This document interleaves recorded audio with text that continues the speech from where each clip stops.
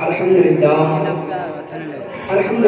رب العالمين والعاقبة للمتقين والصلاة والسلام على سيد الأنبياء والمرسلين أما بعد فأعوذ بالله من الشيطان الرجيم بسم الله الرحمن الرحيم إن الصلاة تنهى عن الفحشاء والمنكر صدق الله العظيم وبلغنا رسوله النبي الأمين الكريم ونحن على ذلك لمن الشاهدين والشاكرين والحمد لله رب العالمين.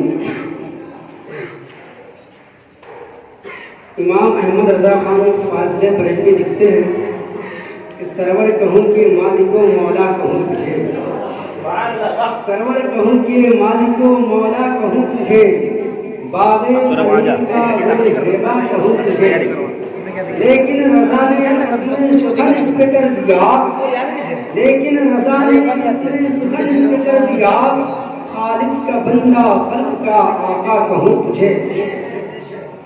بادۂ توحید کے متوالوں، شمع رسالت کے پروانوں، غوث اعظم کے دیوانوں، اولیاء امت کے جانبداروں، دونوں عالم کے مالک و مختار، ہم غریبوں کے غمگسار، آقا نامدار، مدنی تاجیدار، شہنشاہ بابکار، نائب پروردگار صلی اللہ تعالی علیہ وسلم کی بارگاہ بے کس پناہ میں عقیدت و محبت کے ساتھ ایک مرتبہ جھوم جھوم کر باواز بلند درود پاک بھی اللہم صلی علی سیدنا و مولانا محمد المعین الجود والکرم وآلہ وبارک وسلم صلاۃ و سلام علیک یا رسول اللہ صلی اللہ تعالی علیہ وسلم.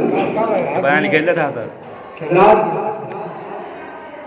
ابھی ہمارے دانش صاحب کی وجہ سے آپ نے بہت ہی بہترین انداز میں نعتیہ کلام سماعت کی. آپ لوگ نے ماشاء اللہ تعالیٰ نے صحت و تندرستی عطا فرمایا، انہیں جزائے خیر عطا فرمایا، اور ان سے آپ نے ایک اور بھی بات سنی ہے، مجمع کم ہے لیکن جذبہ بہت زیادہ ہے.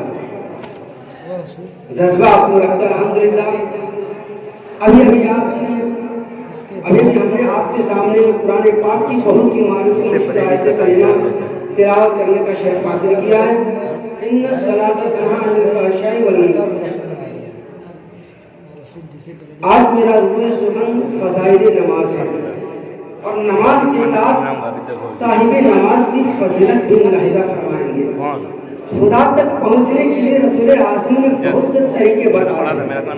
نماز ہو یا روزہ، حج ہو یا زکات، ہر ایک کا مقصد خدا کی معرفت ہے. تو نماز کا فائدہ بتاتے ہوئے خالق عالم نے ارشاد فرمایا ان الصلاۃ تنہی عن الفحشاء والمنکر. بے شک نماز بے حیائی اور بری باتوں سے منع کرتی ہے، بے شک نماز بے حیائی اور بری باتوں سے روکتی ہے.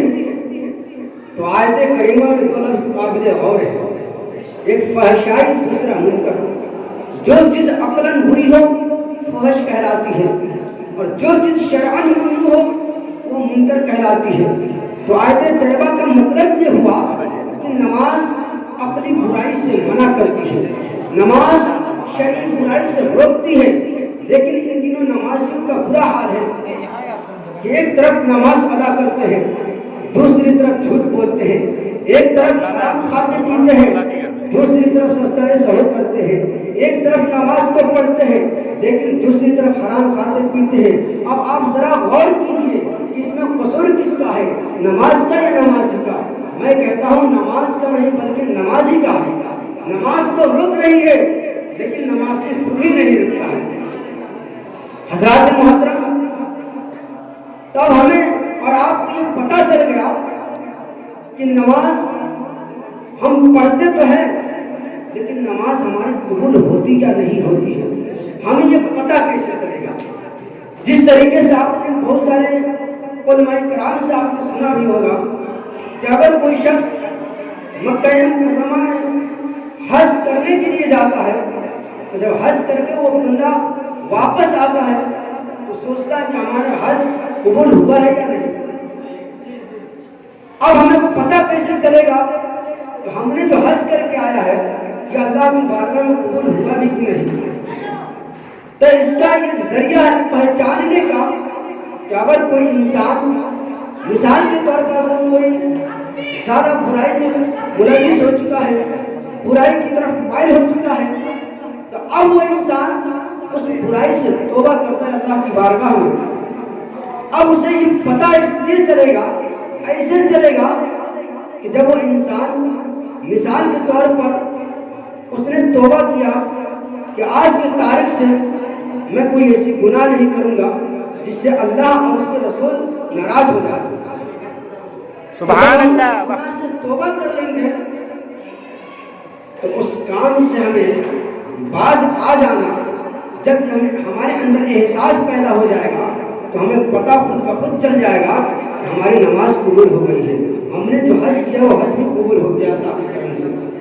تو حضرات محترم، بات چل رہی تھی نماز کی، تو نماز پڑھنے سے پہلے، طریقہ سیکھنے سے پہلے شرائط نماز کی پابندی ضروری ہے، اور شرائط نماز میں طہارت کو خاص اہمیت حاصل ہے، چاہے وہ طہارت صغریٰ ہو یا طہارت کبریٰ، نماز کے لیے دونوں ضروری ہے۔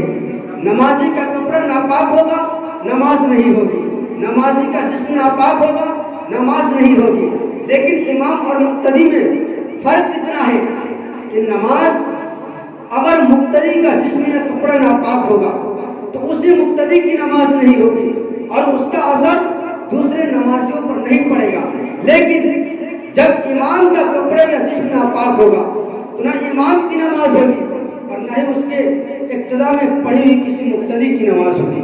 تو حضرات محترم، ہمیں اور آپ کو یہ پتہ چل گیا، انشاءاللہ وقت کا لحاظ کرتے ہوئے میں اپنے گفتگو کو یہیں پر ختم کرتا ہوں۔ ہمارے کہنے میں، آپ لوگوں کے سننے میں کسی بھی طرح کی غلطی ہے اللہ تعالیٰ سے معاف فرمائے، ہم سبوں کو نیک کام کرنے کی توفیق عطا فرمائے۔ السلام علیکم۔